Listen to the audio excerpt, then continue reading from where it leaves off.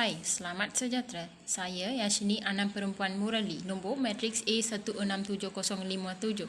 Hari ini, kumpulan saya membentangkan kajian kes yang bertajuk Skandal Rasuah Rolls-Royce. Skandal rasuah Rolls and Royce ialah Rolls and Royce adalah sebuah syarikat kereta mewah yang daripada Britain dan kemudiannya ia merupakan perniagaan pembuatan mesin aero yang ditubuhkan pada tahun 1904 di Manchester, United Kingdom dengan kerjasama Charles Rolls and Henry Roy. Pada 1906,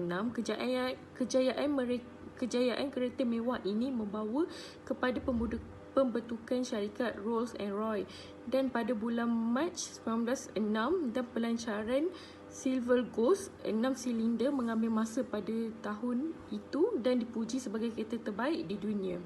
Pada tahun 1914, pada awal Perang Dunia Pertama, sebagai tindak balas kepada keperluan negara, Roy merancang mesin aero pertamanya yang diberi nama Eagle untuk menyediakan sekitar separuh daripada jumlah tenaga kuda yang digunakan dalam perang udara yang oleh bersekutu.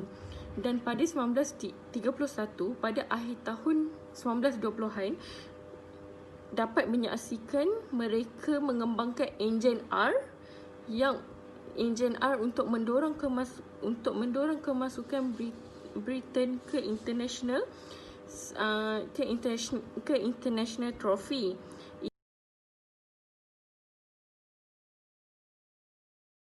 Kesalahan Rolls-Royce. Siasatan oleh Civil Fraud Office UK telah mengeluarkan sebanyak 12 tuduhan yang berkait rapat dengan konspirasi syarikat Rolls-Royce untuk melakukan jenayah rasuah di Indonesia, Thailand, India, Rusia, Nigeria, China dan Malaysia antara tahun 1989 hingga 2013.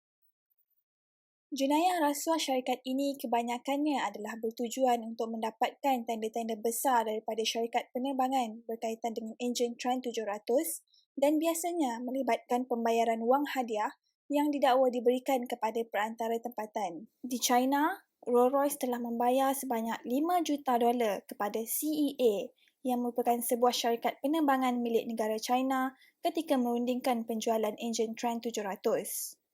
Manakala di Thailand pula, Rolls-Royce membayar sebanyak $18.8 juta kepada individu-individu perantara agar memihak kepada syarikat Rolls-Royce berhubung dengan pembelian enjin Trent 800 oleh Thai Airways.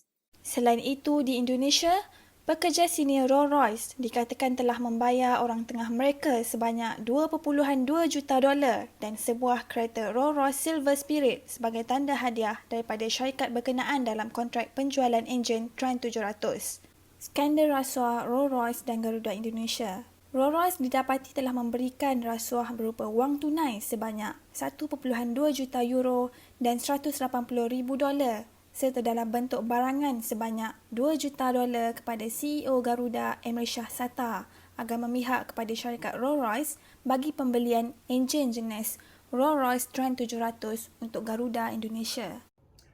Antara kesalahan yang dilakukan oleh syarikat milik Rolls-Royce adalah mereka telah membayar sebanyak $35.5 juta Amerika kepada syarikat penerbangan milik Air Asia hanya untuk mendapatkan kontrak yang seterusnya. Selain daripada itu, salah seorang daripada pekerja Rolls-Royce telah memberikan diskaun sebanyak RM14.2 juta Malaysia kepada eksekutif Air Asia untuk penyelenggaraan jet peribadi milik Tune Group. Yang menjadi kesalahan besarnya apabila syarikat Rolls-Royce tidak menghalang pekerjanya daripada memberikan diskaun kepada syarikat milik Air Asia. Walau bagaimanapun, syarikat milik Air Asia telah menepis dakwaan tersebut dengan menyatakan mereka telah mengikuti setiap prosedur yang ditetapkan untuk mendapatkan diskaun tersebut. Oleh itu, syarikat milik Rolls-Royce telah membayar sebanyak $808 juta Amerika bagi memastikan mereka tidak terkena daripada dakwaan yang seterusnya. Oleh itu, Ini merupakan salah satu skandal terbesar daripada syarikat Rolls-Royce.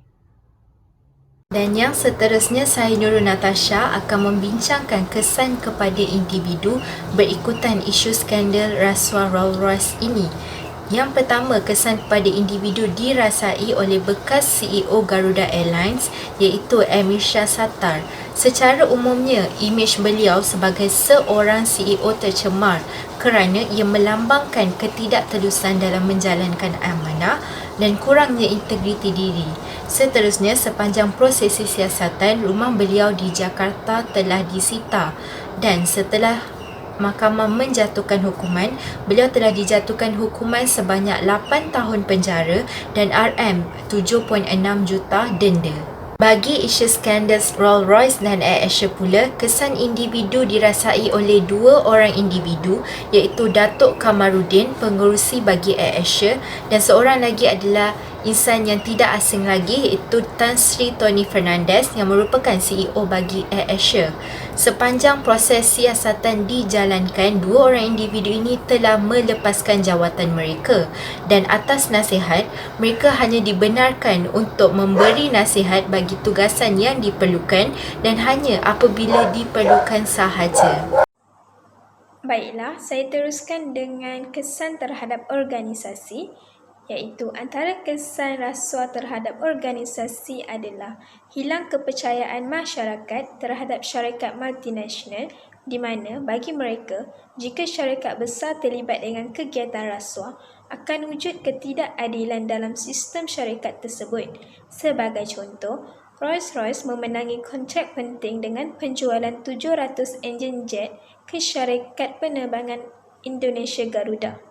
Kontrak tersebut sepatutnya diberikan kepada pengeluar Amerika Pratt dan Whitney, tetapi pemerintah Indonesia menegaskan bahawa kontrak tersebut mesti diserahkan kepada syarikat Rolls-Royce.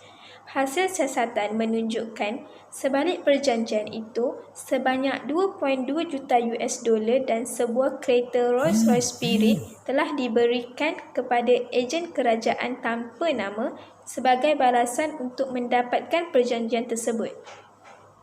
Selain itu, kesan rasuah terhadap organisasi yang kedua adalah sistem peraturan dan prosedur syarikat menjadi tidak berkesan seperti kes antara Rolls-Royce dan AirAsia di mana pekerja Rolls-Royce telah merasuah seorang eksekutif AirAsia dengan memberi diskaun sebanyak 3.2 juta US dollar untuk penyelenggaraan jet peribadi milik Tune Group. Bagi memastikan mereka tidak berdepan dengan siasatan selanjutnya, Rolls-Royce telah membayar denda sebanyak 808 juta US dollar.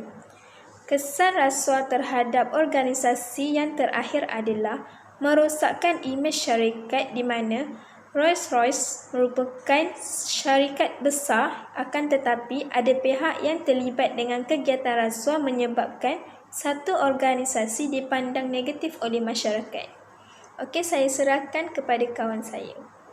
Pengajaran yang boleh kita pelajari daripada kes skandal rasuah ini ialah yang pertama, sebagai seorang individu, kita perlulah berintegriti dalam pekerjaan dan jangan sesekali menerima rasuah. Yang kedua ialah organisasi perlulah menghentikan rasuah dalam budaya perniagaan supaya perniagaan mereka dapat bersaing di pasaran. Dan yang ketiga ialah masyarakat perlulah bekerjasama dalam membanteras gejala rasuah supaya masyarakat dapat hidup dengan aman dan tenang seterusnya menjana pembangunan ekonomi negara.